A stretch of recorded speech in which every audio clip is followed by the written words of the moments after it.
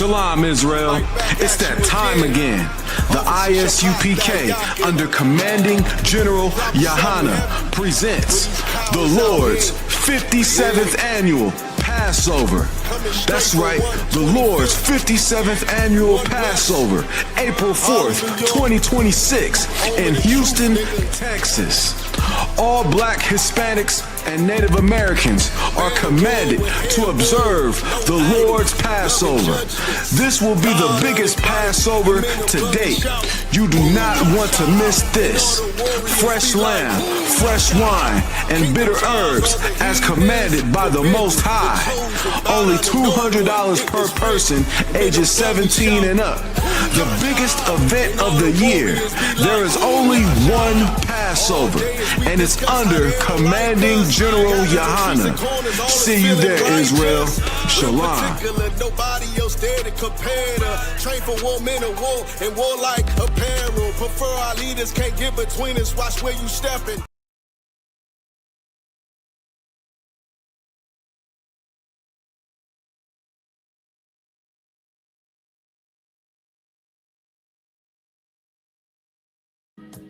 They killed, give me Isaiah 14 and 21. They did the same thing to my people. So then you said that they put millions of my actions. Yes, you said. Should a murderer go to jail for murdering? Absolutely. Should a thief go to jail when he steals? Absolutely. Should a robber pay back the money he robbed? Absolutely. So why shouldn't the white man pay for what he did? That's right. One day you'll see just how it feels. Payback is a dog. It's a dog. Payback is a dog. It's a dog. Payback is a dog. It's a dog. Payback is a dog. It's a dog. I'm in a hell of a hole, was never expected to grow. Just obstacle set in the road, that a result of me selling my soul. The story I'm telling is cold, but yet it's what everyone knows. The white man's the devil is known. America was never our home. Only a place of captivity, safe facility, hating, disfigure me. They claim that I'm lazy, be killing me. Maybe this slavery draining my energy. 400 years and counting. The trail of my tears is countless. The fact that I'm here is astounding, but I can't wait till this shit is surrounded. Ready to tangle my king and the angel, be ready to rap. Crack in the sky, nuclear missiles will make it official. I'm capturing every cracker surviving. Put them all in chains where they need to be. Slavery for me. And let the whole world see that with them in the cages, safer in the streets. Put the dog on a leash. Get resolved for the beast. 144, get the ruler show, we could all be at peace. As soon as the trumpets are sound, your kingdom we busting it down. The only way justice is found, the time for your judgment is now. You'll see just how it feels. Payback is a dog. It's a dog. Payback is a dog. It's a dog. Payback is a dog. It's a dog. Payback is a dog. It's a dog. Look, ain't no remorse in my blood slim. It won't be no compromise. Now it's time to feed the worms. Watch his body turn to flies. I clutch iron while you trust the lies. The next Glock I buy gon' be Gen 5. I get it customized. And sending shots off like farewell. Praying payback come back around like a carousel. Still remember your Honda's words ringing in my head like bells. Said you in his body, you fit the Lord, fuck the cartel. Triangle choke, apply pressure to the game like I did Vondale. Payback's a bitch in a dress, she a bombshell. Revenge is dish served cold, I just hope they make an oxtail. Glock fresh out the box, I swear it got that new car smell. Made myself a target in the world of mad shooters. There was designed fire for our babies to pass through in the day of our king's reign. I'll be overzealous. They bought my jealous, I bought brand new parabellums. One day you'll see just how it feels. Payback is a dog. It's a dog. Payback is a dog.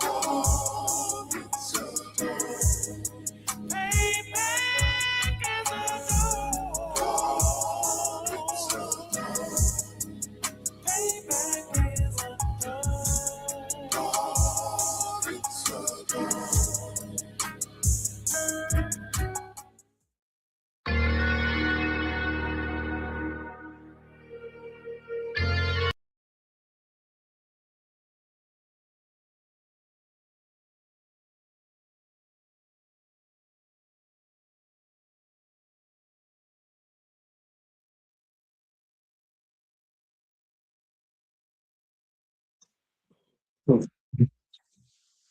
right. Shalom, Israel. Salaki.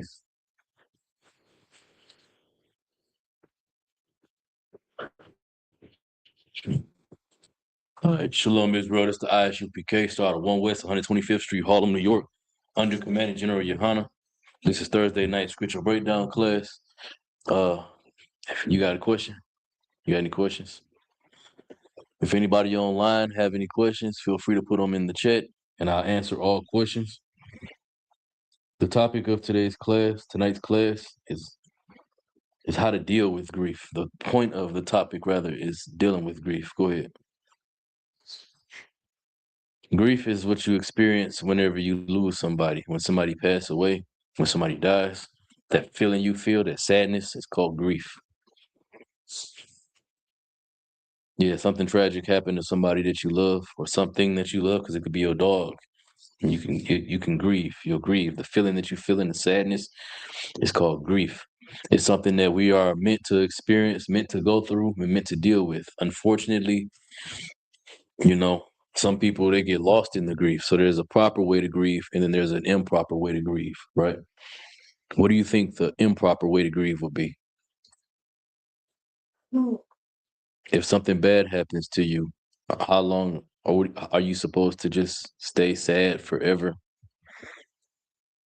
I mean, you got like you can't forget about something or someone that you love. You can't forget about whoever it is. You can't forget about someone or something, but you still got to move on. But you can't forget. You're absolutely right. The proper way to grieve is to give yourself time to feel it. Let yourself cry, let yourself hurt and be hurt, and experience that with the people that you love, so that y'all can together pull yourselves up out of that hurt, And a lot of times people get lost in the grief. That's why I said there's an improper way to grieve, and that's the improper way when you get to hurting and then you lock yourself in a room. You know what I'm saying? You lock yourself away. That's the improper way to grieve. No matter how bad it hurts, you have to continue on living so that the person who's not here no more, you know what I'm saying, they didn't pass in vain. They passed the torch on to you. Whatever that torch may be, you just got to keep going. If that torch is keeping the law, statutes, and commandments, and being in the truth, and being the best brother or sister that you can be, then that means that you got to do that. You know what I'm saying? You can't stop because we lost somebody. You got to keep on going. But at the same time, it's definitely necessary. It's almost mandatory that we come together and we learn to grieve together, learn to hurt together, experience pain together, and learn to deal with pain together. Because that's the only thing that's going to pull you through grief. You know what I'm saying? When you was little and you fell and you scraped your knee, when you was riding your bike, you needed somebody to come pick you up and help you clean yourself up, right? That's the same thing. That same thing is true about grief.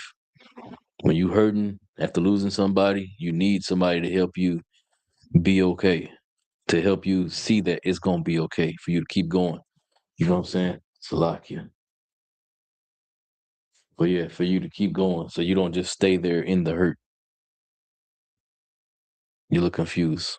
You want to say something? You got a question? What you just said actually happened to you. So Tell me about it. that actually happened. Did it?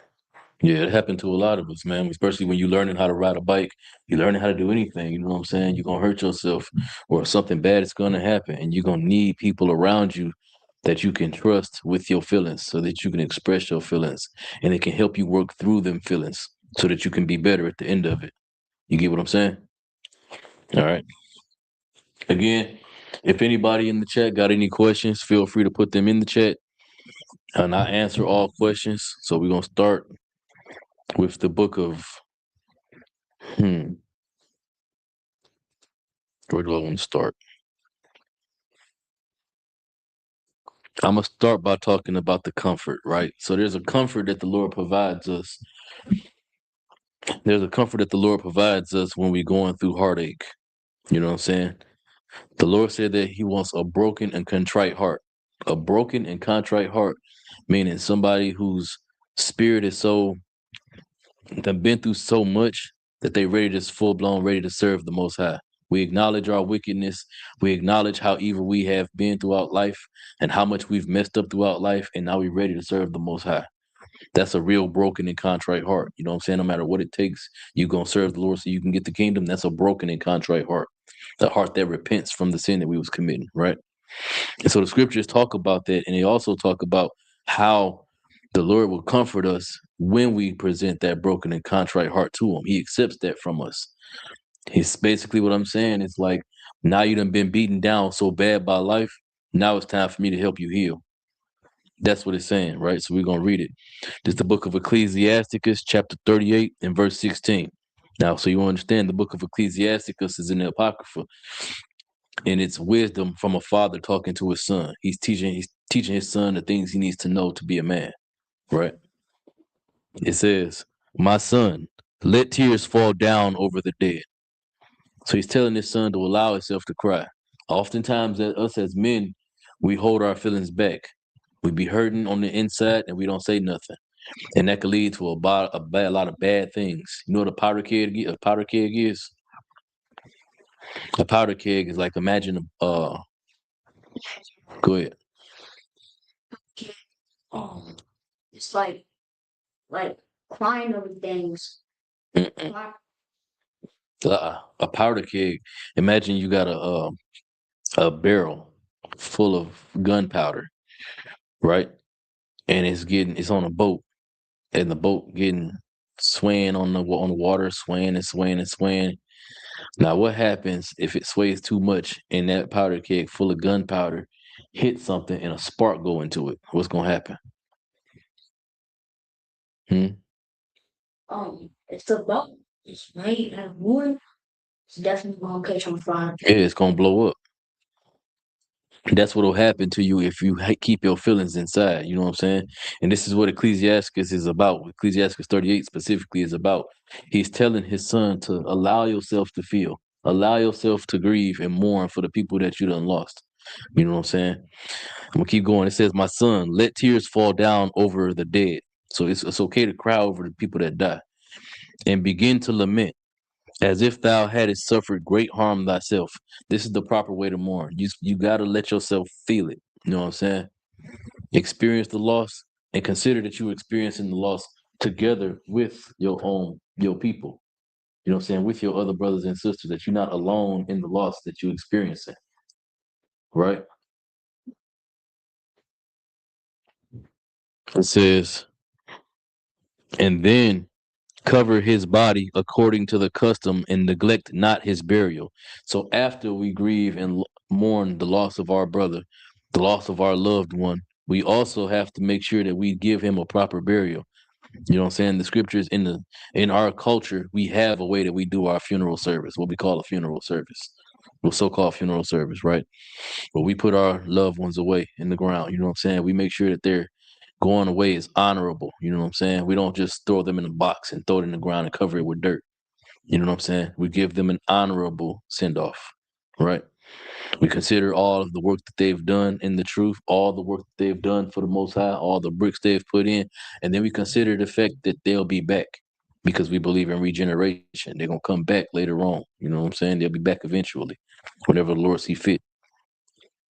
Verse 17, "Weep bitterly, make a great moan, and use lamentation, as he is worthy, and that a day or two, lest thou be evil spoken of."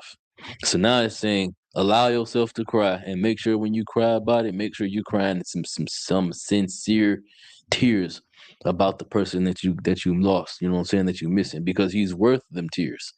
You know what I'm saying? Don't hold them back, because if you do hold them back, it said, lest people speak. It says, lest thou be evil spoken of, meaning unless you want people to lie on you and say you ain't really care about him, when you know deep down you really did care about that person. You know what I'm saying? It says, "And then comfort thyself for thy heaviness." Verse 18, "For of heaviness," meaning of sadness, right? "For of heaviness cometh death, and the heaviness of the heart breaketh strength." That part right there is heavy because a lot of us men, we feel like we just so strong and we gotta be so tough and we gotta be so ready to deal with everything. Like we gotta be almost like robots. But this verse right here is telling us to allow ourselves to feel. Because if we don't, all that strength gonna go away. You're gonna lose that strength. In times of grief, that strength is supposed to go away so that you can mourn, so that you can hurt. The reason why it needs to go away is because there's other people that's in your family, you have friends, and you have other loved ones that need for that strength to go away so that they can feel that grief and grieve with you. That's why I started the class off talking about that way, that to begin with. Because when we together, when we grieve together, it makes the pain of loss a little bit easier to bear. It makes it easier to deal with, even though loss is hard.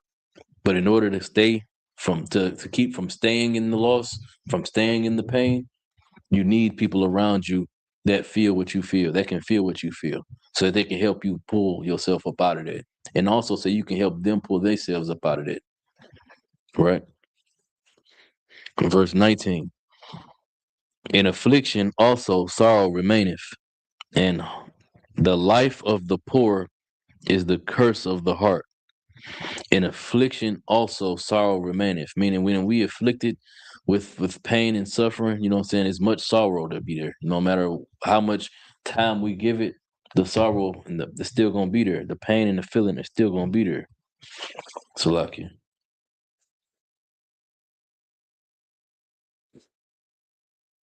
Yeah, the pain and the feeling is still gonna be there. Verse it's lucky. It says, and the life of the poor is the curse of the heart. Meaning people in poverty, they when they experience pain, it's like a curse. When they experience loss, it's a curse of the heart. Right? Verse 20. Take no heaviness to heart. Drive it away and remember the last end. Verse 21. Forget it not, for there is no turning again. Thou shalt not do him good, but hurt thyself. It says, forget it not, for there is no turning again. Thou shalt not do him good, but hurt thyself. Meaning that after we lose somebody, once you put them down, put them in the ground, you mourn, you grieve, you have to get up and keep on moving.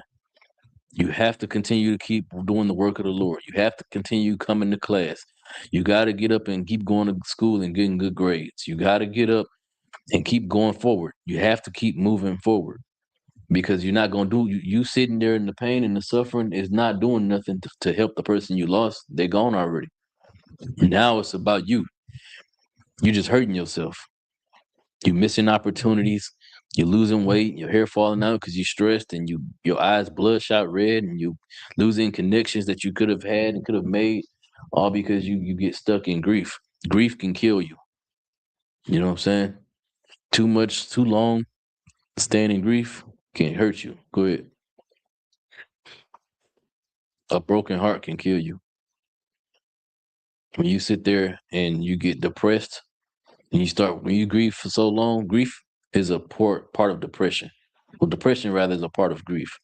To be sad, but when you stay there and it gets worse and worse, you'll stop eating and stuff. Your health will start to deteriorate, and next thing you know, you'll be then passed away from grief. You'll die from a heart attack, not heart attack, but from heartbreak. Verse 22. Remember my judgment, for thine also shall be so. Yesterday for me, and today for thee. Verse 23. When the dead is at rest, let his remembrance rest, and be comforted for him when his spirit is departed from him. Meaning that once your loved one is gone, don't go back to mourning. Once you get past the grieving stage in the morning, once the mourning is over, don't go back into that stage.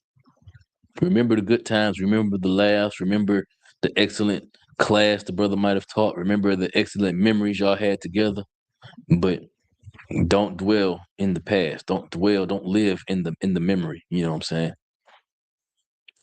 That's what that verse is saying. And it says, when his spirit is departed, it said, and be comforted for him when his spirit is departed from him.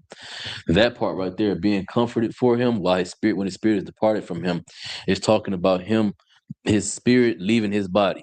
So he's not experiencing pain no more. He's not experiencing this evil world. He don't have to endure sin no more, or desire to maybe sin, to deal with none of that no more. He's free from that because he with the Most High now, because he done passed. You know what I'm saying? So that whole chapter right there, that whole part of that chapter is about giving peace of mind and spirit to brothers and sisters who lose people. Because it's going to happen. It's inevitable. It's definitely going to happen. But you can't stay there in the pain. You can't stay there in the hurt. You got to take it head on, face it head on, deal with the grief, and then move past the pain. The only way you're going to, it's not going to get, it's the only way it's going to get easier is by you accepting it. You have to first accept it and then be ready to just move forward. Right? I'm going to give some more comfort scriptures with dealing with grief. This is Psalms chapter 34, and I'm going to start at verse 18. It says, the Lord is nigh unto them that are of a broken heart. Meaning when you have a broken heart, the Lord is with you. It says, and saveth such as be of a contrite spirit. When your heart is broken and your spirit is contrite, meaning when you've made up your mind that, you know what I'm saying, things ain't going the way you want them to go, you're not happy with your life the way it is, your heart is broken, meaning your mind is in a different space now. Now it's not on the drugs. Your mind ain't on the games. Your mind ain't on the women. Your mind ain't on the money. You know what I'm saying? Your focus is broken from them things. It's freed from them things. It says, and saveth such as be of a contrite spirit. So now that your mind is freed from that, your spirit starts to step into the light. Who you really are on the inside starts to show. And that person on the inside starts to seek the Most High. That's just naturally how we are. And it says the Lord is nigh unto them of a broken heart. So when you got that broken heart, when you get to that point where it's like, damn, Father, I done tried everything else to do. I'm ready to just go the way you want me to go. And then next thing you know, a UPK brother pass by you and give you a flyer. Or you just happen to see on your phone the ISUPK video pop up. That's the sign that right there, that's where you're supposed to go. That's when you know the Lord is really with you, because he'll start pulling you towards him. Right? Verse 19. Many are the afflictions of the righteous, but the Lord delivereth him out of them all. So even us in the truth, we deal with affliction, we deal with suffering, we deal with hurt, we deal with loss, and we deal with pain. We deal with it a lot, actually. It says, but the Lord delivereth him out of them all, meaning the Lord won't allow us to stay in that feeling of hurt. He brings us up out of that. He gives us peace of spirit, peace in our spirit and peace in our mind from our grief and from our anguish, from our affliction. Verse 20, he keepeth all his bones, not one of them is broken. Verse 21, evil shall slay the wicked, and they that hate the righteous shall be desolate. Now, this part is important because there's people who have bad things to say to people who even start to grieve, right? There's people who say they're your friends, and then there are people who are your friends. There are people who say that they your brother, and then there are people who show you that they're your brother, right? A friend is, what is a friend for? Friend is for like for so you can have someone to talk to, explain your feelings to, stuff like that. And not just those things, but to go through things with. Like I said earlier, remember? Somebody that you can go through all the hardest times in your life with. The things when you really are hurt and you need somebody to talk to, something to lean on, somebody to lean on. That's why the ISUPK is so important, especially to me, because I got my brothers in here. I got my brothers to lean on. So when I get down, when I get sad, when I get to hurting, you know what I'm saying? I got people I can talk to. You know what I'm saying? They help me get my stuff together, get things back into perspective. And it's the same thing for all of us in here, including you. You can talk to anybody in this school, you know what I'm saying? And we'll help each other out, right? But like I was saying, there are cases though where there are people who aren't your friends for those positive reasons, right? There are people who say they're your friends, and there are people who are your friends. These are people, they're about to go over people who say they're your friend, but they're not really your friend. Go ahead. Hey, it's some Mexicans at my school. They boys, right? They have a group. They they say I'm in their group, but they don't really show me. Like if if if somebody says they my friend, they gotta show me that they're my friend.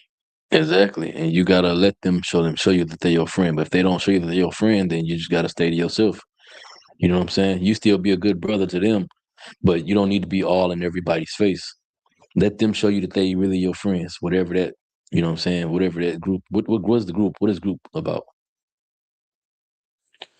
You mean like their friend group? Suspicious. Or teach you Spanish? Oh, that's good. So that's called brotherhood right there. That's good. You know what I'm saying? But I'm about to show you somebody who said that they was friends with a brother, but really they wasn't his friend based on what they said, right? So it's the book of Job, chapter 1. I'm sorry, chapter 4, and we're gonna start at verse 1. First of all, do you know who Job is? Okay, so Job is a brother who was perfect. He was perfect in the eyes of the Most High. He followed the law, statutes, and commandments perfectly. He didn't sin, and the Lord made him rich and wealthy. He protected him, right? Well, Satan came and said, uh, I'm sorry. Yeah, Satan came and the Lord asked him if he tried his servant Job, meaning has he tested Job's spirit? Satan said that I can't test him because you protect him. So the Lord let Satan do whatever he wanted to do to Job to destroy his life. He just couldn't kill him. And so one of the things that happened to Job was that Satan killed Job's children. You know what I'm saying? And his wife. And so now you're about to read about what happened after that. This is after that happened. Job was mourning. He was grieving, right? So we're going to read it. It says, Then Eliphaz the Temanite answered and said, so Eliphaz, this is a white man. He answered Job and said, verse 2, if we essay to commune with thee, wilt thou be grieved? Meaning if we come over here with you, come over here and kick it with you, you're going to be crying, you're going to be grieving. But who can withhold himself from speaking? Verse 3, behold, thou hast instructed many and hast strengthened the weak hands. It's like it. And thou hast strengthened the weak hands. Meaning he done made brothers, he done made men's hands strong because he had so much influence and so much wealth. He was a man of renown, you know what I'm saying? He gave other men stature and other men the ability to gain stature, right? But right now he's grieving, he done lost. Verse 4, thy words have upholden them that was falling, and thou hast strengthened the feeble knees. So he's talking again about how Job was a mighty and a righteous brother, and he done encourage other brothers to be strong, be mighty, and be righteous. Right? Verse 5. But now it is come upon thee, and thou faintest. It toucheth thee, and thou art troubled. Talking about how Job's family done been taken away from him by Satan. Job was grieving, even though he was mighty, even though he was great, and he had done such amazing things according to this devil. Job, once that pain came, that suffering came, all that strength went away. That's why we read Ecclesiastes chapter 36 first, because it talked about that earlier. Do you remember? About how your strength will turn into weakness during the time of grief. And that's exactly what happened with Job right here, right? Verse 6. It is it's like it is not this thy fear, thy confidence, thy hope, and thy uprightness of thy it's like it, and the uprightness of thy ways. Verse 7. Remember, I pray thee, whoever perished being innocent, or where was the righteous cut off? So now this man is telling Job, he's asking Job a question. What man has died that didn't deserve to die? He was being very inconsiderate, very evil, and very unbrotherly towards Job. He's supposed to be Job's friend, and he professing to be Job's friend. He comes to Job and he asks him, well, people die, B. Whoever died that didn't deserve to die. Saying that Job's sons, his daughters, his family, his wife, all of them deserve to die. And that's the type of friend that you're not supposed to have, because they'll lead you to that bad type of grief, that improper way to grieve. Instead of helping you through the grief, they'll push you further into the grief and push you towards the depression. Go ahead. It's like um mm, um it's like someone that think that's actually your friend. He's leading you through something bad, Mm-hmm. something bad that can happen to lead you to grief. So it's deeper than that. He almost there, but what this is talking about is somebody who say they're your friend, but then when you grieving, they come and make the grief harder. You're already at the grief, and now you're trying to get past the grief, and they come and they make the grief harder. They make it worse. Your feelings are already hurt, and they're gonna make your feelings hurt even more. You know what I'm saying? That's more so what this is talking about. Right. So there's people, you gotta be careful who you allow in your life. And that's why it's important to be like stay locked in here into the truth. Because in the truth, we're all family here. We all friends here. You know what I'm saying? We all lean on each other, look out for each other. When our feelings get to hurting, when we got things going on, that's why we have counsel set up so that you don't have to experience that grief by yourself. You have a camp leader that you can go to if you got to talk to somebody. So you don't have to figure it out on your own and go through it on your own and experience the pain and the hurt on your own. You got brothers here that's going to lead you to the proper way to grieve. We want you to feel the pain. We want you to experience the suffering, and then we're going to help you move past it whenever it's time for you to really get ready to move past it, right? To help you pull yourself back up so you can get your strength back. But there's a friend that claims to be your friend that's not your friend. They're gonna keep you in the grief. They're gonna make the grieving harder. They're gonna make you suffer harder because that's what their spirit is. That's what they're designed to do. You know what I'm saying? And like I said, we're in the truth. Our afflictions are many. Like the scripture said, our afflictions are many. And one of our afflictions is untrustworthy people. We afflicted with the curse of dealing with untrustworthy people as far as our feelings go. So now as men, we taught to hold it in, bottle it up, be strong, be tough. You don't get to feel, you don't get to cry. And then you lose somebody. And now you hear about reports about people going on the news unaliving people. You know what I'm saying? People committing acts of murder and violence because they done lost somebody. Good. It's like it's like when you go through grief, you think like you might go crazy. There's a possibility you could go crazy if you go through grief and you stay in the grief. That's what I was talking about earlier. When you stay in the grief, something like that will happen.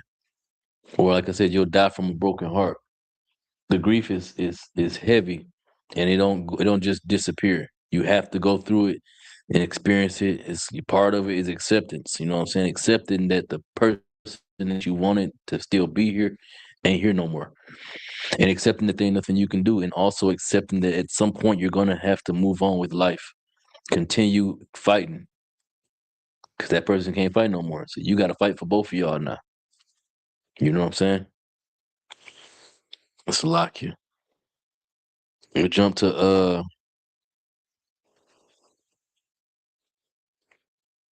Psalms 147 and 3. It's a book of Psalms, chapter 147 and verse 3. It says, He healeth the broken in heart and bindeth up their wounds. That's what the Most High does. When we get to hurting and our feelings get to hurting and our hearts is broken, the Lord heals us up. But like I said earlier, that's what He wants for us. The pride got to go away. The the feeling that I'm okay and I can do whatever I want to, all that has to go away. The old man has to die before the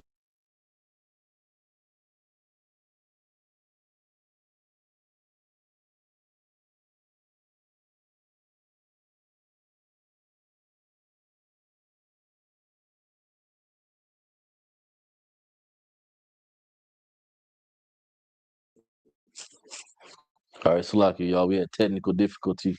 For some reason, the mic went mute on me. But yeah. So whenever you experiencing hurt and experiencing pain, the Lord will bring you up out of that. But it's gonna require that you go through the pain. You know what I'm saying? You have to first experience it. Because if you got a big head and you think ain't nothing gonna happen to me, that can never be me. The Lord gonna show you that that can definitely be you. You gonna get to hurting. You gonna experience pain. You gonna experience suffering. You gonna experience loss. And you got two options at that point. Option one, you can humble yourself and pray to the Most High to help pull you through it. Let your heart be broken. Or option two, you can still stay big headed, stay prideful, think that you got it, think you're gonna make it through whatever the situation is without no help from the Lord or nobody else, and think you tough. And you know what's gonna happen? You're gonna pay for it. Because you're gonna keep experiencing the crap over and over and over, and it's gonna keep happening. All your suffering ain't never gonna stop. It's just gonna continue. Because you don't have a broken heart. Your heart ain't broken enough. It ain't contrite enough. So now the Lord got to continue to show you what it really means to suffer before he can show you that he can heal you. Right? We're gonna drop that. Uh we're gonna go to Psalms chapter 30 and verse 4. It says, "Sing unto the Lord, O ye saints of his, and give thanks at the remembrance of his holiness." Verse 5. "For his anger endureth for but a moment." So if you do things to make the Lord angry with you, he gonna be angry with you, but it's only gonna be for a short time. Just long enough for you to bump your head and realize, dang, I bumped my head. It's time for me to really settle down, get my stuff together. Right? But it's like it says, it's like it says for his verse 5, "For his anger endureth but a moment. In his favor is life. Weeping may endure for a night, but joy cometh in the morning." So after the pain and the suffering is done and over with, like I said, the Lord will bring you through that. And on the other side of that, after all the tears is cried, then there's gonna be joy. There ain't gonna be no sadness infinitely, you know. There's not gonna be no continual sorrow for us. The Lord the Christ talked about the comforter. The point of the comforter was to come and teach us remembrance of all things. That remembrance of all things is remembrance of who we are, how to serve our God, as well as our culture. Slakia. Yeah, Slakia. But it's who we are, how to serve our God, as well as our culture. And part of our culture is knowing our God, like I say, and how he would have us deal with grief the proper way. Right? We'll drop that and go down to verse 11. "Thou hast turned me from my mourning into dancing, and girded me with gladness." So after we done been through the mourning process, the stage of grief and all the anger and the hurt, the tears dry up, and we done moved on to the acceptance part, then we start to remember the happy times, the happy memories, the good times that we had with each other while that person was still here. You know what I'm saying? We start to think about the smile that they had on their face every time something was said or certain jokes was made. You know what I'm saying? The fun things we did together and all the hard work we did together. That's your heart being filled with gladness now after you done been grieving. I'm going to read it again. Verse 11. "Thou hast turned me from my mourning into dancing." So while you was sad, crying, and you was hurting before, now you up and you dancing around. You able to walk a little faster. You able to stand more straight, more upright. You know what I'm saying? Because the Lord gave you peace. He gave you comfort in your hurt. It says, "Thou hast put off my sackcloth and girded me with gladness." Now, the reason why I said sackcloth, you know what sackcloth is? Sackcloth is like a potato sack. It's like when you imagine when you sick, right? Instead of going to school and putting your fly school clothes on, you sit in bed in your pajamas. That's like being in sackcloth. That's what being in sackcloth is like, rather, Slakia.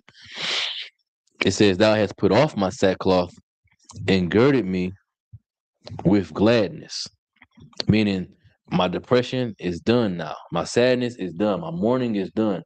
Now it's time for me to be happy. Now it's time for me to be glad because I'm still here. I'm still here to do this work. I'm still here with you. I got you in class with me. You know what I'm saying? So even though my brother ain't here, my other brothers is here. I'm not alone. I'm surrounded by my brothers. I'm surrounded by my family. Shalom Christ.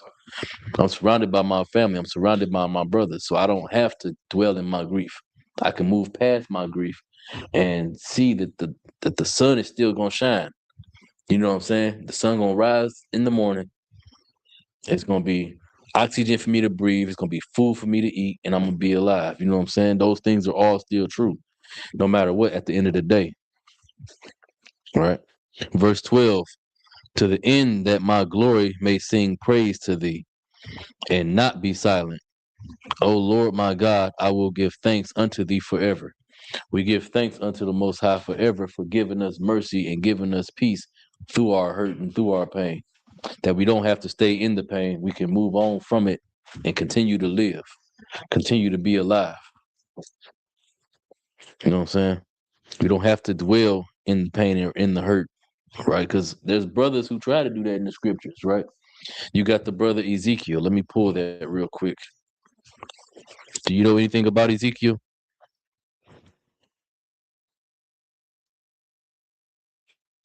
Slakia. Ezekiel was one of the Lord's prophets.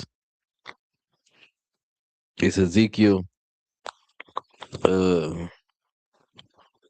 Slakia.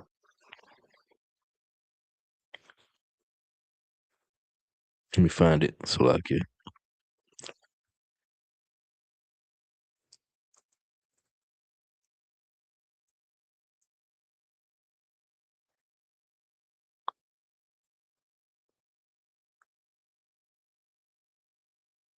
Damn, I can't find it. Hold on. Salakia. It's Ezekiel 24 and 17, I think. Let me see. Ezekiel chapter 24 and verse 17. Okay, God. So we're going to start at verse.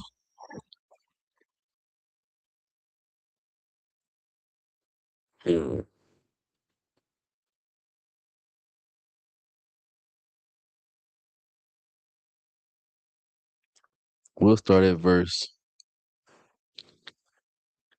10. It says, then set it empty upon the coals thereof, that the brass may be hot. So I'm going to jump down. So this is talking about a order that Ezekiel was given, right? Verse 12, she hath wearied herself with lies, and her great scum went forth, not, it's like it went not forth out of her. Her scum shall be in the fire. Talking about, it's like it. Talking about Ezekiel's wife, right? So Ezekiel was super, super, super in love with his wife. He was a prophet of the Lord and he did the work of the Lord, but he was mad in love with his wife, right? She was the apple of his eye. She was his main focus at one point, to where he was focusing less on the truth and more on his wife. So the Lord is telling him about his wife now, right? So this is verse 13. And thy filthiness is lewdness, because I have purged thee, and thou was not purged.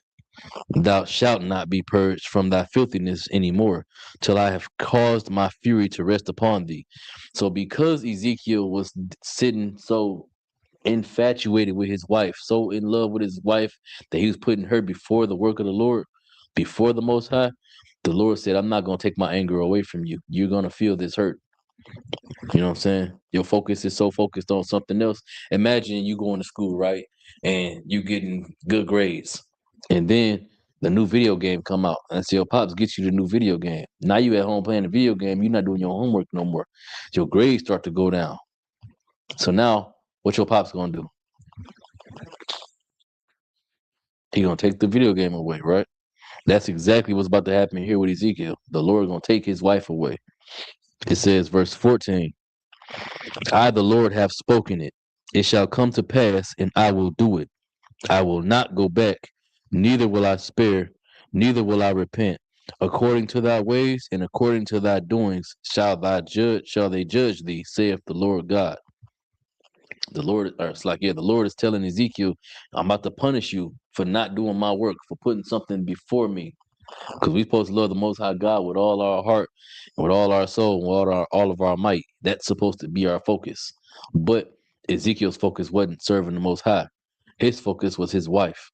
That was his main priority. That was the main thing that he was worried about. That so much so that his job, his actual responsibility to the Lord, the oath that he took was starting to get put to the wayside. So the Lord said, I'm gonna punish you for it. Verse 15. Also the word of the Lord came unto me, saying, verse 16, Son of man, talking about Ezekiel, behold, I take away the desire of thine eyes with a stroke. Do you know what that means? What am I talking about right now?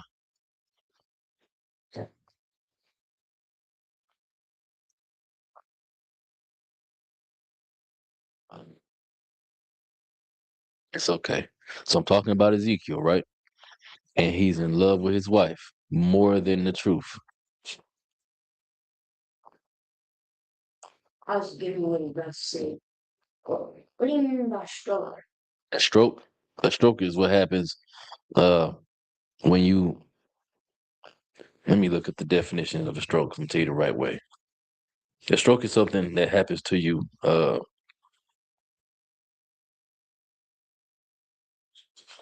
with your heart. Let me see. Hold on. Let me get you the definition of a stroke.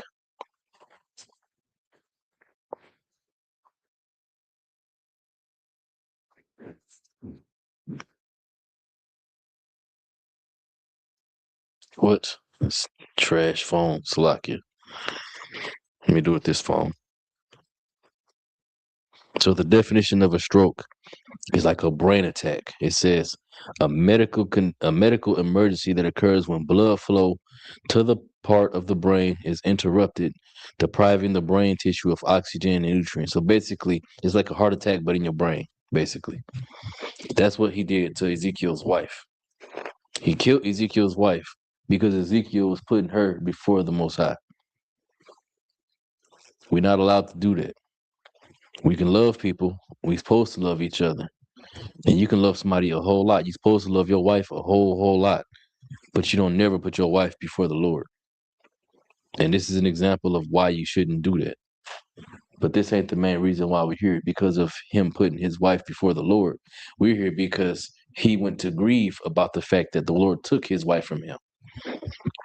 Now, I told you there's a proper way to grieve and there's an improper way to grieve. There's a time and a season for everything. And Ezekiel, being a prophet, a priest and prophet of the Lord, he didn't get to grief. Not for a long time, because he still had work to do. So I'm going to keep reading. It says, verse 16, Son of man, behold, I take away from thee the desire of thine eyes with a stroke, and yet neither shalt thou mourn nor weep, neither shall tears run down, shall thy tears run down.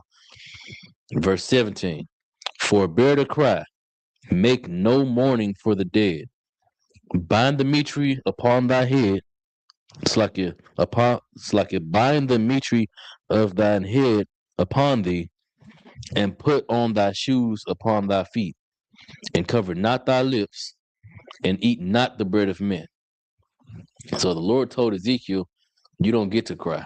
You don't get to mourn. You don't get to take time off. No, I took her from you because you weren't doing my work, because you put her before me. So now you're going to go and pick up where I had you leave off and go and do this work. And you don't get to stop. And you don't get to cry. You don't get to mourn. You don't get to grieve. Nothing. You're going to continue to do this work. That was what the commandment from the Lord was for Ezekiel. And he didn't have a choice but to accept it, because it was something that he brought upon himself and he brought upon his wife. He got her unalive because he made her his primary focus. And so instead of being allowed to sit in that grief, the Lord told him, nah, you're going to suffer this grief, then you're going to get up and you're going to go and do this work. So there's a proper way to grieve and there's an improper way to grieve. Now, can he grieve later on after the work is done?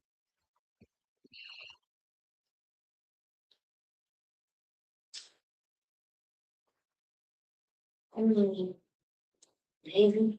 Yeah. Shalakia. Dang, smoke done got me. But yeah, he can. He can always just go and grieve after the work of the Lord is done. But the Lord gave him orders. He told him what he needed him to do. And instead of doing those things, he started to put his wife first. So the Lord had to take her away. Right? But after that, there is no there's no staying in the depression, staying in the sadness. That's what we was reading about earlier in Job. It was important for us to have people around us to help us deal with grief and deal with loss, because that's what would have happened. Right? Salakia. Let me go back. Uh, let's go to Isaiah chapter 57, and I'm going to start at verse 15. It says, "For thus saith the high and lofty one that inhabiteth eternity, whose name is holy. I dwell in the high and holy place, with him also that is of a contrite and humble spirit." So that's the spirit that you're supposed to have. That's the type of heart you're supposed to have, a contrite and humble spirit. You know what I'm saying? So when we lose people, that pain, that feeling of loss we have, in order for us to be pulled up out of that, we got to be surrounded by our brothers and sisters. But we also have to have a humble enough spirit and heart to acknowledge that we are hurting, so that we can move out of that pain. The Lord said that He's with those people, right? We read it earlier. It says to revive the spirit of the humble and to revive the heart of the contrite ones. So after your heart has been broken, after you done experienced that pain, that grief, that suffering, the Lord is going to be right there with you to revive you, to make you back whole. Remember how we read earlier, how it said that you took away my sadness and now I'm dancing? This is exactly what it's talking about. It's a precept for this right here. Verse 16. For I will contend forever. For I will not contend forever, neither will I always be wroth. The Lord is saying that He's not going to chase after us with anger, and neither is He going to be angry with us forever. For the spirit should fail before me, and the souls, and the souls which I have made. Verse 17. For the iniquity of his covetousness I was wroth and smote him. Meaning that whenever we was doing wicked and foul and evil things, the Lord was angry with us and He made us to suffer. I hid me and I was wroth. I hid me and was wroth, meaning He was angry. And He went on forwardly in the way of His heart. Verse 18. I have seen His ways and will heal him. I will lead him also and restore comforts unto him and to his mourners. So all of the people that we lose in our regular life, in the world we done lost, that since we done came into the truth that we done lost, the Lord is going to heal us and restore comfort to us, as well as He going to heal and restore comfort to us, so that our mourning is gone and passed from us. That's why we read earlier, the Lord said He going to turn our mourning into dancing. You know what I'm saying? We won't be made to suffer indefinitely. We won't be left to feel just indefinite pain and suffering forever. You know what I'm saying? Before I end the class, Kanaka, you got any question? Okay. Before I end the class, I want to give a big ups to a brother that we lost, precinct officer of 5,000, Karab. Salakis, somebody at the door. I don't know who that is. But yeah, I want to big ups to a brother that we lost, precinct officer 5,000, Karab, out of Killeen. He was an excellent brother, amazing brother. He was always a smile was always on his face, you know what I'm saying, whenever he was around. And whenever you're around him, he always brought joy to us. He always made you feel like you was a special brother, you know what I'm saying? You could have been a trooper, could have been a young man. I met him when I was a young man. No, I met him when I was a trooper. And the brother encouraged me to be the best priest I could be. He gave me all type of uplifting words. I didn't get to meet him. I didn't get to know him as personally as the brothers in Killeen and some brothers who've been in the truth longer than me. But from the experience that I had with the brother, it was always brotherhood. He was always laughing. He was always smiling, encouraging brothers, you know what I'm saying? Telling brothers that they was the flyest thing on earth, and it was in all black. You know what I'm saying? So I just wanted to give a big ups to the brother. We lost the brother. We got the news about losing the brother today, and it was a hard day, but that was the point of this class. There's a proper way to grieve and an improper way to grieve. The improper way to grieve will be to sit in the pain and never teach again, never come to class again, and fall up out the truth. The proper way to grieve is to suffer, to cry together, allow ourselves to mourn and allow ourselves to hurt and be there for one another whenever we are hurting, while we're hurting. And then when the grieving is over, the mourning is over, we get up, we wipe our tears, we pick each other up off the ground, and we go back to doing this work, continuing doing the work that brother loved to do. All right, with that, this is the ISUPK, started at 1 West 125th Street, Harlem, New York, under Commanding General Yohana. This has been Thursday night scripture breakdown class. Slack, you got the announcements? Oh, yeah, come on. All right, now pass the class off to Priest and Officer Kanaka.